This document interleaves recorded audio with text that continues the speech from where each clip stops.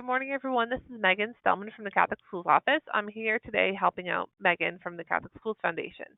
Thank you for joining us. If you have questions, please submit them through the question box as they come up, and Megan will pause several times throughout her presentation to ask, to answer the questions, and then we'll have questions at the end. So with that said, Megan, take it away.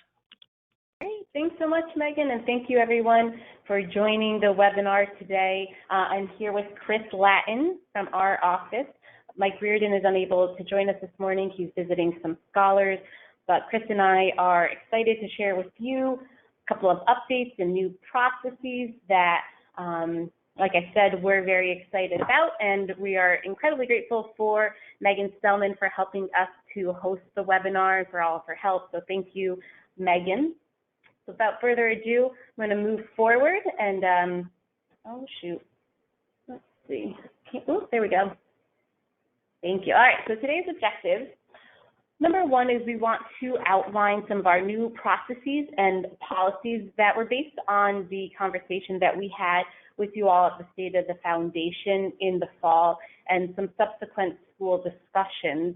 And our goal is always to communicate effectively with you in order to facilitate successful partnerships. And this is a look at the topics that we are hoping to discuss today. So first, we'll take a look at our CSF grant process. We just sent our letters last week, so we want to go over what that process looks like to give some more information for you. We'll talk about some actions that we've made since the State of the Foundation. And then we have 3 new updates that we'll go over. So one is a process for applying a 5% award increase for all of your returning scholarship recipients, which we're really excited about. We'll go over our new online winter verification, which for all of you who've done our verification in the past, I'm sure you're very excited about, because this one will be much easier and more streamlined. And then finally, we'll talk about our updated income parameters. We'll try to move through all of this content as quickly and efficiently as possible. Like Megan Stellman said, we'll stop periodically for questions. If you have a school-specific question, maybe about your grant notification or something that's happening at your school, it probably makes more sense to hold that question aside and to give me or Chris a call after the webinar and ask about your specific question. And know that this recording and these slides will be on the website following the presentation. So if you need to look at the slides or the recording, it'll be there.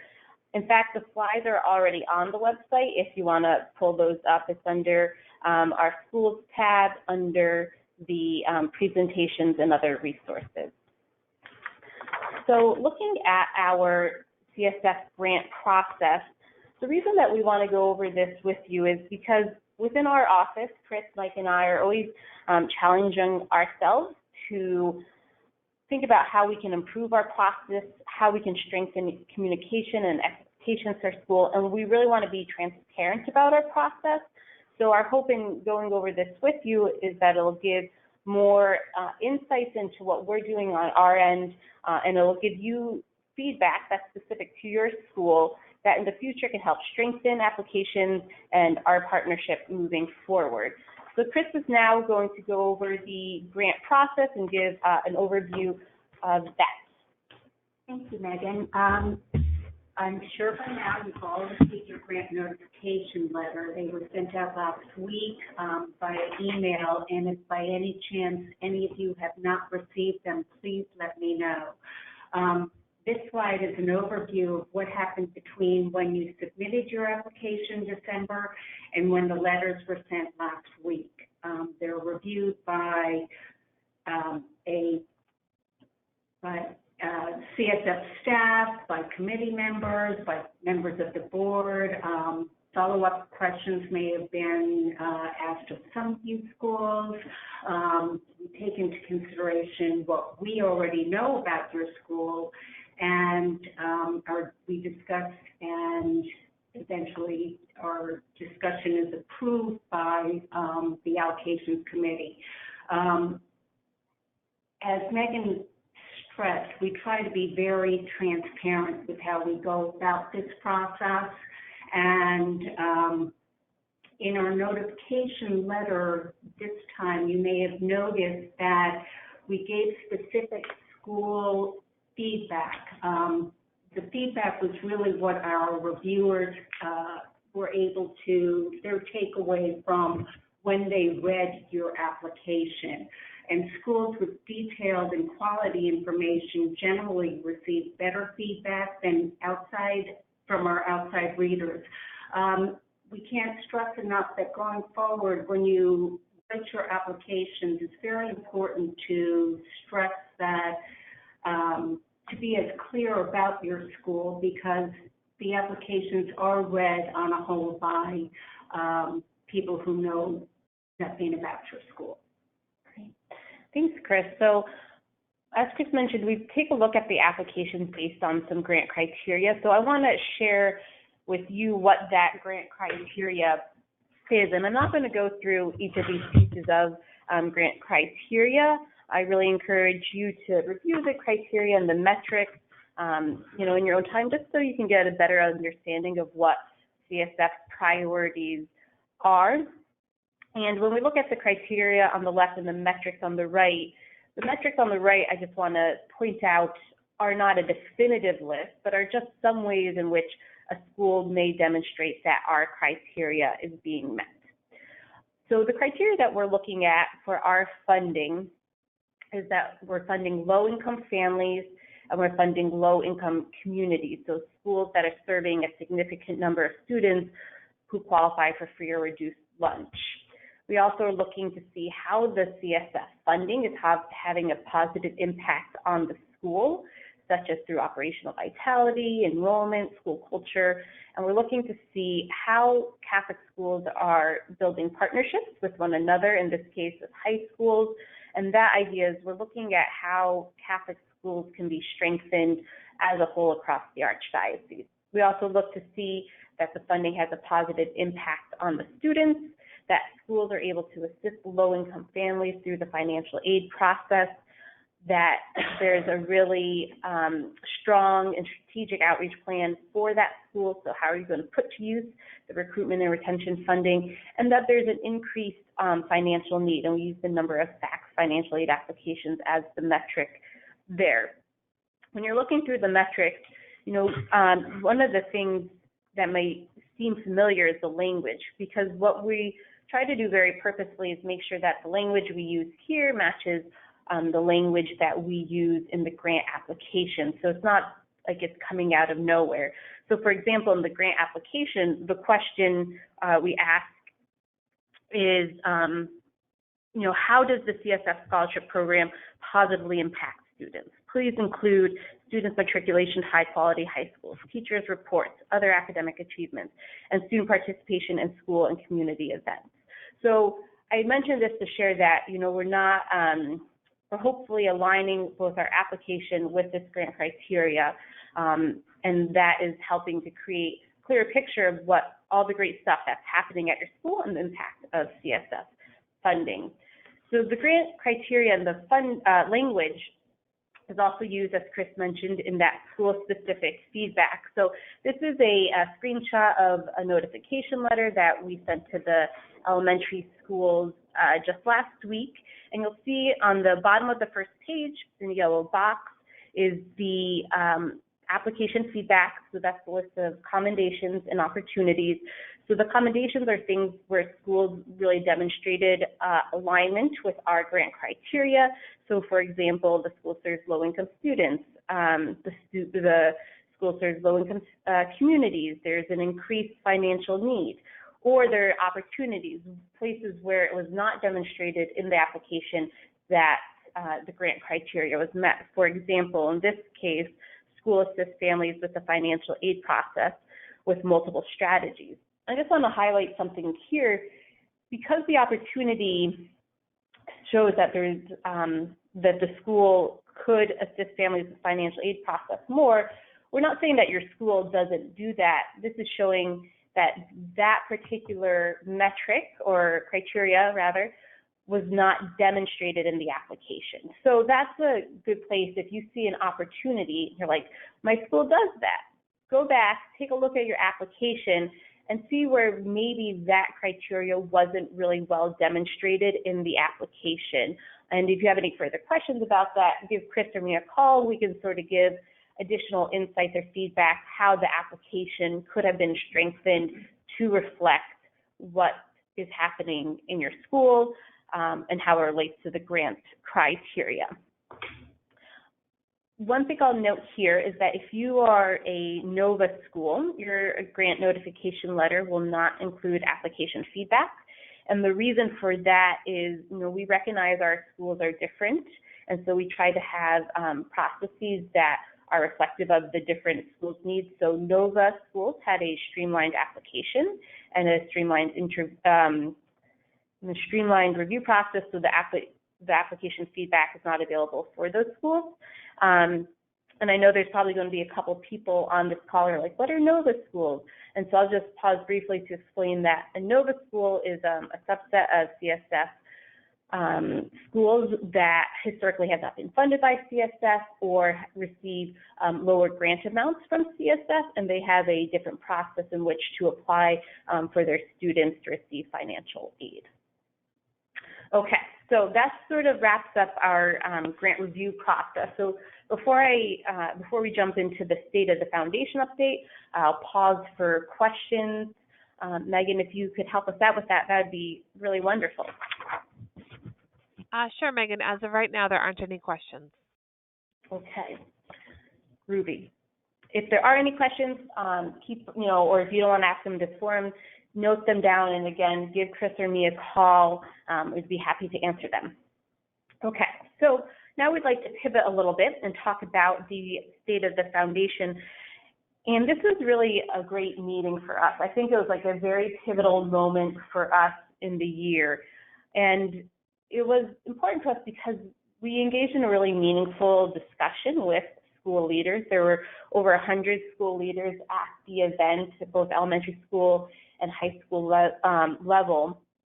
And for us at CSF, it's really important that we are hearing the feedback from our school leaders and we're integrating that in a meaningful way into our processes and policies. We recognize that you all are doing this really hard work and that it's extremely important for us to be responsive to that and to take that into account. And so this was a great opportunity for us to hear from you, and we're grateful for that. And we also hope that we are able to continue that meaningful conversation with school leaders, with you all moving forward so that we can continue to successfully serve schools and students. So in this section, we just want to review what we discussed at the meeting and then the actions that we've taken since then. And so at the State of the Foundation, we shared the state of the foundation, go figure. We talked about what we're doing as a foundation, where we've been and where we hope to go. We engaged in discussion with how CSF can most effectively partner with our schools, and then we presented some priorities and solicited your feedback on those priorities. And I'll go through a couple slides just summarizing some of those big discussion pieces. One of the big things we talked about was what is the unmet need at your schools? And topping that list was financial aid. So financial aid was the biggest unmet need, followed by competitive school programs, which you'll see on the chart on the left was really hard to pin down one specific competitive school program. It ranged from academic supports to transportation, but that was also a really large need for schools, followed by facilities and space, and then teacher pay. So based on this knowledge, we asked the group at the State of the Foundation, we said, what scholarship strategies would you, as school leaders, recommend to our Board of Trustees to address unmet financial needs? Again, we got a variety of responses, but the top four here that I've highlighted with stars at the end: broadened qualifications, continuum or portable scholarships, reassigned scholarships, and middle income scholarships. Those are all pieces that we are actively working on now. So we're looking into, we're analyzing, we're research, and in some cases we've made some changes directly related to these. But we include that here to let you know that we understand these are the big pieces and big things that we need to work on, and we're doing that. And we'll continue to update you on those processes, on those changes. So a couple of actions to date that I'll go over. I know this looks like a lot of text, but hopefully, I won't spend too much time on it. But I think it's important to note that we've continued to solicit school feedback through our school advisory committees and through individual school meetings. So we didn't just after the meeting in September say, we're done, we've got all of the information we need. We've continued to meet with schools, receive phone calls, and really engage in that conversation. And can't emphasize it enough that we hope that you'll continue to call, hope that you'll continue to share, and we hope to continue to foster this partnership and atmosphere of conversation and sharing. Also, based on all these conversations, we have implemented a 5% cost of living scholarship increase. That's for our returning elementary school scholarship recipients. This we're very excited about. We know it's very needed given how expensive tuition and cost of living has increased in Massachusetts, and we'll go over what this is going to look like later in this presentation. We'll also go over in this presentation today how we've updated our income parameters to align with the Massachusetts Housing and Urban Development Affordable Housing Program. We'll go over that a little bit. And then we've also identified 2 schools for what we're calling our inaugural capacity grants. So these are 2 new grants of funding, of significant funding that will help 2 schools reach enrollment capacity over the next 2 years. And so we're excited about this, and we're going to announce those 2 schools at the pastor and principal reception on Thursday. Those schools already know who they are, but we'll hope to share a little bit more with you about what these new grants look like. We've also increased K-12 funding at 5 targeted communities, and this is our goal of building continuum funding for low-income students. Also along the lines of building that bridge between elementary school and high school, we've expanded a strategy that we call Guaranteeing Opportunities, or GO, and we've piloted that with 13 elementary schools. This is our 2nd year of doing it. We've also added 3 new elementary schools to our City Connect Guidance Counselor program. And lastly, we've integrated new non-scholarship funding into our fiscal year 21 budget, and that goal is to bring some more impactful opportunities to schools. I imagine that when I'm going through some of these actions, you might be saying to yourself, well, a lot of this doesn't apply to my school, or I haven't heard about this, did I miss an opportunity, or what are the chances that my school might be part of some of these opportunities in the future? And so I'll say this, is that a lot of these initiatives are new, so they're in a pilot stage. So we're really focusing our funding right now to specific schools or specific communities, but our hope is to expand it and sort of see what it could look like at a larger scale. So there might be more opportunities moving forward. And all of this, of course, will be sort of focusing in on our grant criteria, but I don't want you to hear these things and feel like that your school has missed an opportunity, or something, you missed an application or a process like that. Like I said, most of this in pilot stage, and as we learn more about these strategies, we'll be sharing more of those with you. So those are some of the actions that we've taken to date because of the state of the foundation, because of the meaningful conversations and feedback that you've given us. So I want to say thank you, and like I said, we'll continue to share more about this. Before we move on to our 5% award increase, I'll pause to see if there are any questions. Yes, Megan, we have one question so far. The person wondered, the principal, will funding ever be available for preschool and pre-K? That is a great question. That is, I think, would fall under one of the things that we're looking into, this idea of broadening the qualifications. So currently, we don't fund pre-K, and we don't have that as part of the policy for fiscal year 21 for the 2021 school year. But I wouldn't say we will never fund pre-K. I think that's something we will look into, we'll evaluate and we'll continue to solicit feedback on. So no short-term plans for preschool funding, but it is one of the topics that we are reviewing as a foundation. Great question. All right, thanks, Megan. That was it for now. Cool. Thank you so much. Okay, so now we're going to talk about a little more nuts and bolts things about changes in our policy. So this is like maybe like the moment where maybe if you've been doing your email in the background or you know, playing Candy Crush. I don't think any of you will actually do that, but it would be a good time to pay attention because we'll just go through some very specific actions, and it might be helpful to have the screen in front of you. So our 5% award increase, again, this is based on your school, based on your feedback to CSF about the need to address cost of living and tuition increases. So we have provided an opportunity for all returning elementary school scholarship recipients to receive that 5% increase. Chris will go over which of the funds are available for next year.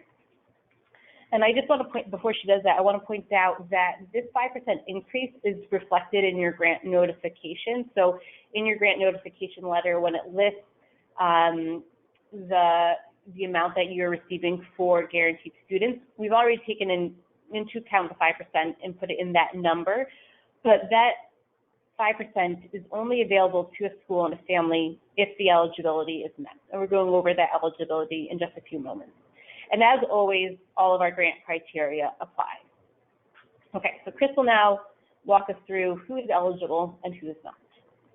So the eligible returning awards for the 5% increase are for the students who are currently the 1920 general students, the retention students, the 1920 recruitment, the 1920 NOVA, and the 1920 HRI. The students that are not eligible yet will be returning for the 5% increase are the 1920 Continuum and the 1920 Horizons. The reason for this is they have a very different budget and assigning structure. Super. Thanks, Chris. So, and just one little note on the HRI, if you received HRI or HRI new in 1920, it's applicable. I should have made that note, but any HRI student will get that 5% increase. Okay, so here's the process, and we hope it's a process that will be easy for you and your team. And, you know, we welcome, because it's a new process, we welcome any feedback on it, let us know.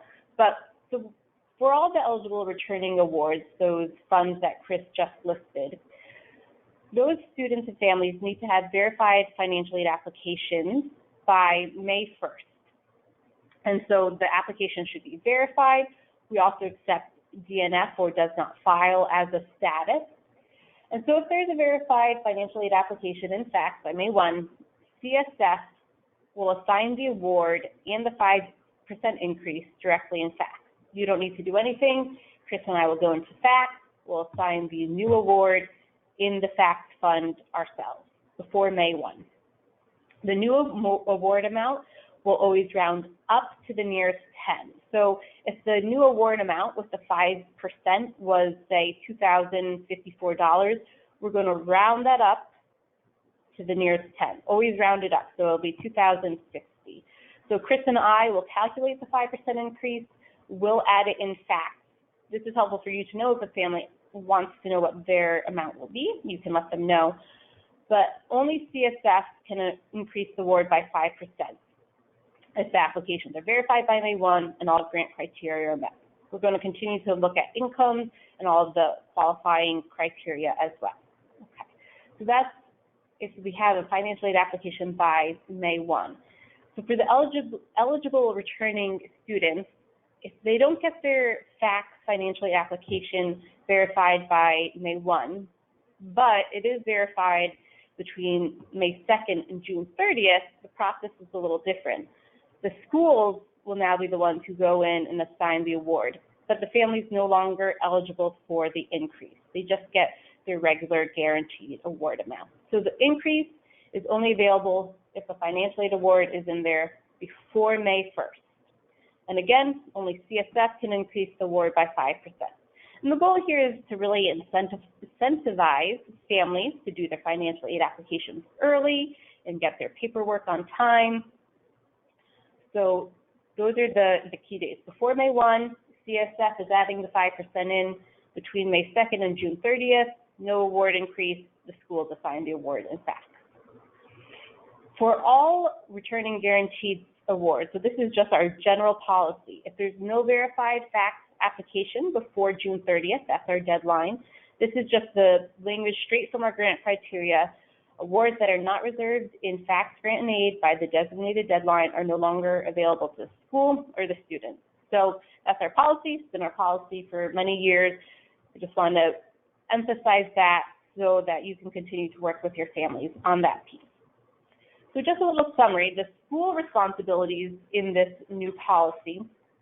Schools are still responsible for all communications with your family, so we hope you'll communicate this eligibility, this opportunity to the families, the deadlines, send them any reminders. Schools should continue to monitor their families' financial aid application statuses online. One of the things that we won't be doing is we won't be checking application statuses. We won't be reminding families. We're really only going in there looking for those verified applications and assigning the awards. We're not doing anything else. We won't be reminding families. We won't be reminding you. All the communication, as in the past, will be predominantly with the schools. Schools are also going to assign returning awards and fax between May 2nd and June 30th. Schools are still responsible for signing all new awards and fax if you have recruitment or retention or NOVA awards. Schools are responsible for assigning all Continuum and Horizons awards in fact. Okay, I'm going to pause there.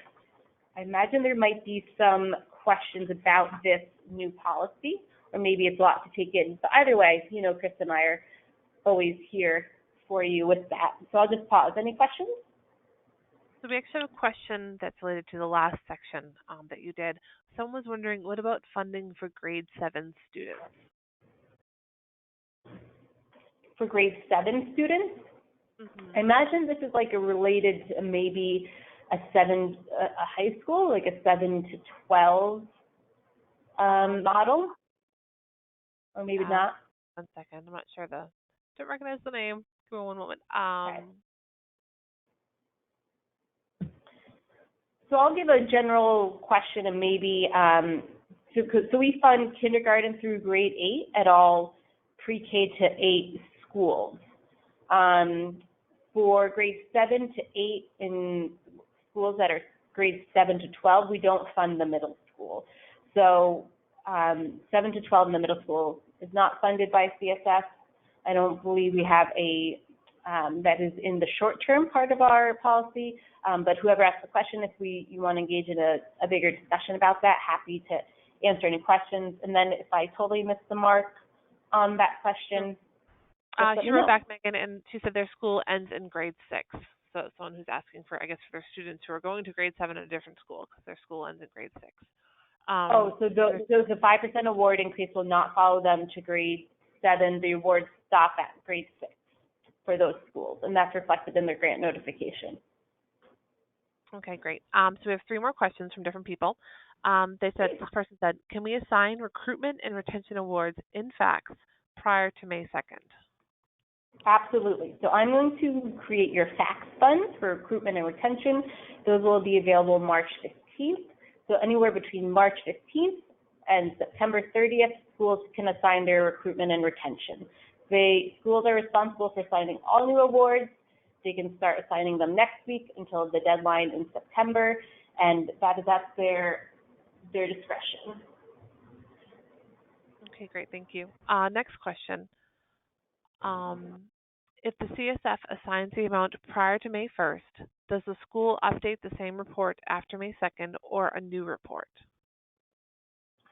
It will be in the, all of these changes will be made in the general fund. So I'll be making a general fund for the school or an HRI fund. We'll update those award amounts directly in that fund. after May 2nd, the school can't touch any of the awards that have been assigned, but then they'll assign their students who missed the May 1 deadline, they'll assign it in the same fund. So it'll all be in the same general fund.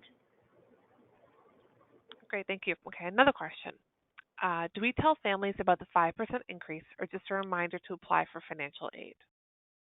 I would definitely tell them about the 5% increase. My hope is that it would be an incentive for a family. So I would phrase it in the sense that your family has an opportunity to have your award increased by 5% if you apply, have a verified application by May 1. You might want to create your own internal deadline, maybe April 15th, April 20th, something like that. But I think it might really be a great opportunity for families to feel motivated to do the application earlier. So I would definitely let them know it's available to them, and I would also let them know if they don't do it by May 1, it's not available to them, just to be clear and outline those expectations. Great, thank you. And then last question at the moment. If they are due in fax by June 30th, as we've always done, what was the September date you just mentioned? Great question. So the September date is the date for recruitment and retention deadlines. Someone had asked when they could assign their new awards, the recruitment and retention, and that deadline is September 30th. The June 30th is the deadline for all returners. So all returners, June 30th, new awards, September 30th. One more question popped in, if that's okay. Yeah, I love it. That person said, we have an April 1st deadline, but not everyone who applies gets a CSF scholarship. Other avenues? So this policy, our 5% increase, is only currently for current CSF scholarship recipients. I think the question is, if we have non-CSF scholarship recipients, is there an opportunity for them to receive CSF funding or to receive an increase? Unfortunately, at this time, no, that unless the school has recruitment or retention funding, in which case they could apply that funding to the family at their discretion. Great, thank you, Megan. That's it for now. Great, thank you for all the very thoughtful questions. We're appreciative. One last point I'll make about the 5% increase is that this will be true of the majority of schools on this webinar, but only schools that use FAFSA grant and aid are eligible for the 5% increase for returning students. So if your school doesn't use FAFSA grant and aid, you're one of our very few exceptions. This 5% policy is not available, unfortunately, to your school. Give us a call. We're happy to review. Okay, that's our first big change. I hope you guys are excited about it as we are. The second one is our online verification. So Chris and I are going to walk you through a couple of steps for doing our online verification. And the reason we do an enrollment verification every fall is so that we can keep our records updated, and this is what we base our April payout on. And you know, previously we have sent you forms. We've asked you to update students' enrollment, mark why students have withdrawn, and we've always heard feedback that, you know, it's a lot of paperwork, and there's a lot of steps, and is there a way that we could streamline it? So this is our a way for us to address those issues, and I think it'll be a really great process. But because it is a new process, you know, what we recommend is reading the instructions fully. And so they're linked here. This is on our website. I've linked it in multiple places directly on the website. So it's under our grant resources, it's under reports. So you'll find it on the website as well, the instructions. I recommend you pull it up, print it, or have it next to you when you try to do the verification. And I think you'll find it a very helpful tool. I've heard from a couple of schools that have already tried the verification and have said that it's gone really smoothly using the instructions. There's also illustrations. So if, when you pull up the instructions, you'll see screenshots that'll show you exactly where to click, et cetera, et cetera. And the second piece is, because it's a new process, if there's an issue that you're having technology-wise, like with the fax system, give fax a call. So if it's an issue of using the site that you're unsure of, give fax a call first. You know, Chris and I are always happy to answer questions, but we aren't experts. So I would give the experts a call first, and they can walk you through any sort of issues with fax. And as always, we just want to emphasize, give it a try on your own first, like you would tell your students. It's new, read through the instructions, give it a try. If at that point you're still stuck and it's related to the system itself, give fax a call. If any other concerns you have, give me or Chris a call.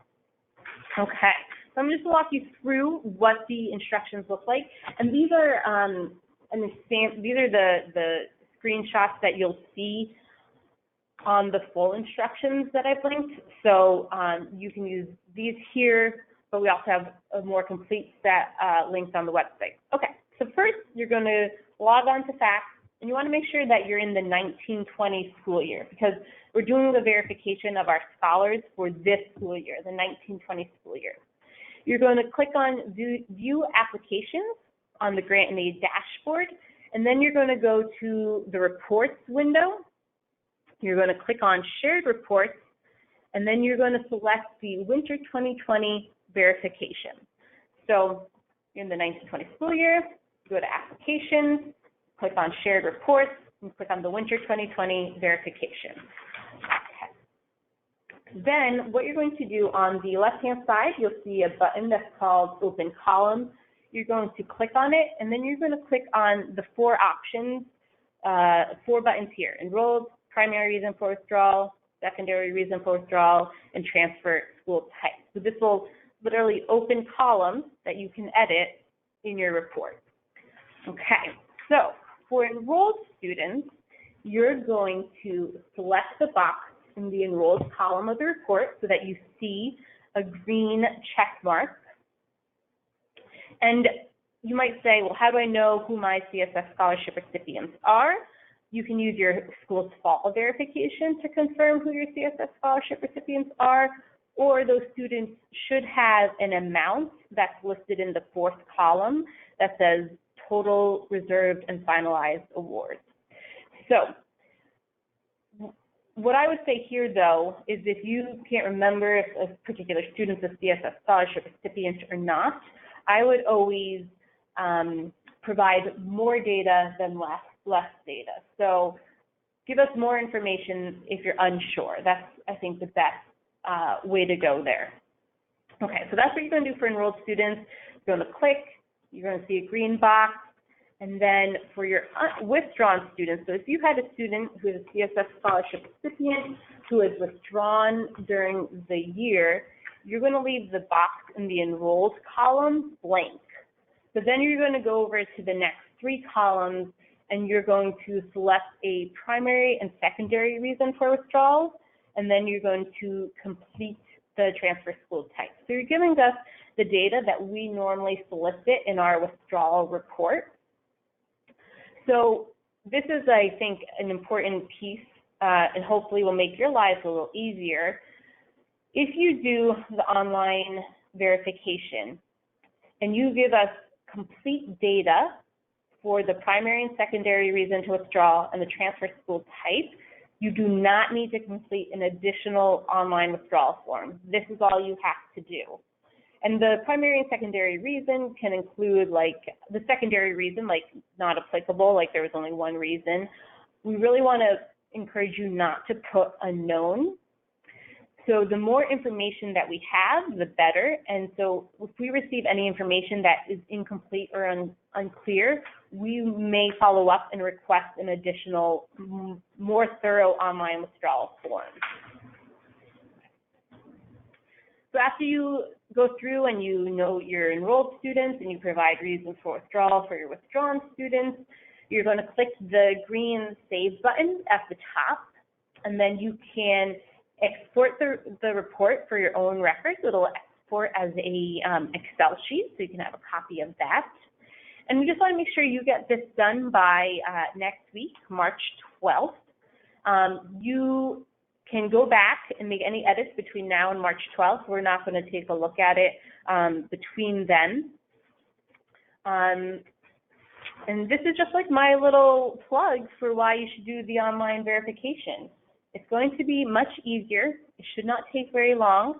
Print those instructions, put aside a half hour to do it, and you'll be done. I think half hour is even generous. I think it'll take 15 minutes. So it'll be easier, and you'll be complying with our CSF processes, which will make me and Chris really happy. But most importantly, it's going to make sure that you receive your April payout on time. So the reason that we do all of these steps is not to create paperwork for all of you, but it's to make sure that we're complying with our fiduciary responsibility for our payments. And so we appreciate your partnership in helping us to make sure that this is done and done on time. A couple of other notes is when you finish your online verification, if you want just even Chris or me to just like site check and see if it looks okay, give us a call, send us an email. We're happy to take a look. As I mentioned before, it's better to provide too much data than not enough data. So, you know, the more information you can provide, the better. And then finally, one thing that Chris and I have been talking about is we want to better collect some information on our students that receive emergency funds. Because we don't require those students to have fax applications or to be in fax, we'll probably reach out if you've had emergency fund students. We might reach out with a separate emergency fund verification later this spring. We don't have a process in place for that yet. I just wanted it on your radar so you know that's something we might request moving forward. Okay, any questions about the online verification? Who's excited? Yes. So one person said, should we see this report right now? It's not on my list. Thank you. So maybe the question is, maybe they don't see the report in their fax Right. application? Okay, I think so. If that's the So if I think that's the question, whoever asked that question, please shoot me an email and I'll make sure that you can see it ASAP. They should all be up there, but it could have been a technical error on my part. So just shoot me an email if you can't see the report, and I'll follow up this afternoon. Sure. And that's the question. I can send an email to Megan to you about that because I have a few other ones that I'll send an email about. So anyway, Super. So one person said, if a student withdraws mid-year, do we go back and note this in the verification screen? So if a student has withdrawn since the October verification, so since October 30th, you want to mark them as withdrawn in this online form. And if they were withdrawn before that, and it's still showing up in your fax fund, like maybe you never updated your fax fund, you can go ahead and mark them as withdrawn and provide the data, or you can leave it blank. Like I was saying before, though, more data, the better. So go ahead and update the online verification, and we'll just match it up to what we currently have in our system. Great. One person said, what if the dollar amount is not correct? I believe on their form. Yep, so that happens because sometimes the amount the school inputs is not correct, and we say, well, the amount, please adjust it to X, Y, or Z, and the school, doesn't go in there, they've forgotten, or the deadline has passed. I'm happy to make the adjustment for you, and you just shoot me an email and let me know what you want the adjustment to be. Only I can make adjustments at this point. Or, truthfully, it's not a huge deal because we're going to follow the amount that we have in our database. But either way, if you want to confirm the amount, now's a great time to do it. You can email me, and we'll make the adjustment on our end. Great, thank you. And then one person was asking for clarification. They said, did you just say that emergency funds can be applied for if someone does not have a G&A application filed? That is true. Yep, our policy has always been that it is not required for a family to have a financial aid application. The rationale is if a family is undergoing an emergency, something has happened, probably the last thing the family is thinking about is like, oh, shoot, I got to go do a financial aid application. So within the emergency fund application, we ask the school to advocate for the family, listing what the income is, vouching for that, vouching for the family's needs. So we don't require a fax application for the emergency fund. If they have one, great, but it's not required. All right, great. No other questions at the moment. Super. Well, we're just have a couple more things to move through, and then we'll be wrapping up. So thank you so much for your time. The last thing that we've changed, that we've updated based on, again, feedback from schools, is our income parameters. And a lot of the discussion at the State of the Foundation was like, how do we serve middle income families? And that's something that we continue to discuss and assess. But in the short term, what we've also done is updated our income parameters. Chris is going to walk you through that. So we have updated the income parameters for a family of 4 to 53,000. It's more in line with the Massachusetts Housing and Urban Development parameters. It's also based on feedback that we've received from the schools, and we will continue to evaluate this going forward. Super. And we hope that you all will be joining us on Thursday at the Pastor Principal reception. If you've not already registered for any of your staff or faculty that you would like to also be honored at that time, please just shoot me an email and let me know, and we'd be happy to have you join us. Thanks, Chris. Yeah. And for those who have RSVP'd, we're looking forward to seeing you. We're thankful for your time. We're thankful for your partnership. And that's all the content we have for this webinar. So pause and see if any other questions came up, any other last-minute things that we could clarify. Sure, Megan. First, 2 people said thank you so much. Someone else wondered if I could share the recording once it's ready. Yes, I think you're so very kind to do that, to record it for us, Megan. And Chris and I will make sure that it's available on our website. And we'll send a follow-up email. Chris and I will send a follow-up email to the attendees with a copy of the recording and the presentation as well. So great. 2 more questions. One person, is a formal notification by email acceptable? A formal notification for what? Do you have any insight? No, just by email, it says. In general, I would say yes. Chris and I love formal notifications by email, but I'm not sure specifically what it is, so just shoot us an email and we'll let you know. Yeah. Sorry, and then one person said, can I make changes to the verification after I have saved it? Can you make changes to the verification after what? I'm sorry? After they've saved it. Yes, you can. You can go in, you can make the changes, and you just hit save again. So any time between now and March 12th, you can go in and change it as much as you want. Anytime you make an edit, you open those columns again, you make an edit, you just hit save again. It's kind of like a Word document. It'll save the most recent version. Okay, great. 2 more questions. Will the 2021 invoices contain the awards? I'm not sure specifically what the invoices relate to. Maybe perhaps the invoices that a school will send to its families,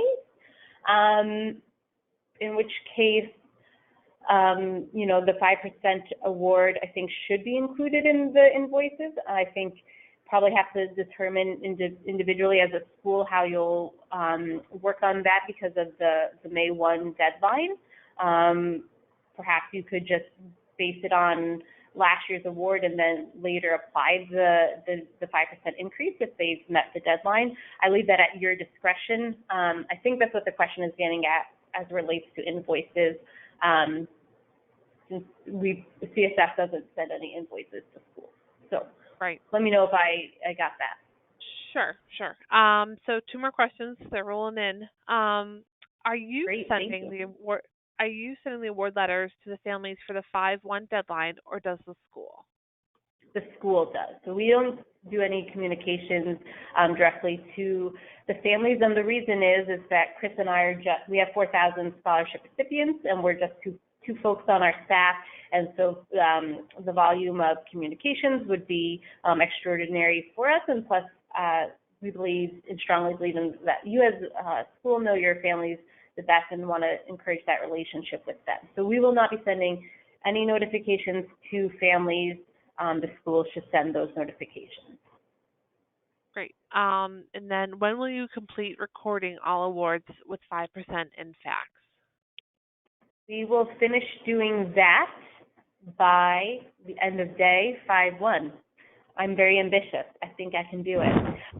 If there's any reason that we are unable to have all those awards, assigned by end of day 5/1, and maybe, there'll be a handful that come in after end of day. We'll look at those first thing 5/2. But we should have everything wrapped up within. Chris is looking at me saying, Megan, say 5/2. All right, we'll have it wrapped up by 5/2. She's the voice of reason. But we'll have all those returners done by 5/2. Thanks, Chris. You're right. Keep me grounded over here. Yeah. Great. Okay. All right. That is everything right now. Great. Well, again, thank you so much. Chris and I are really thankful for your partnership. We love working with you all, and we thank you for taking this time out of a busy time of year to go over these things. But we're really excited about them and appreciate the feedback that has helped us get to this point. I hope we'll continue that communication and look forward to seeing everyone on Thursday, if you can make it. Thank you. Thanks. Bye-bye. Bye.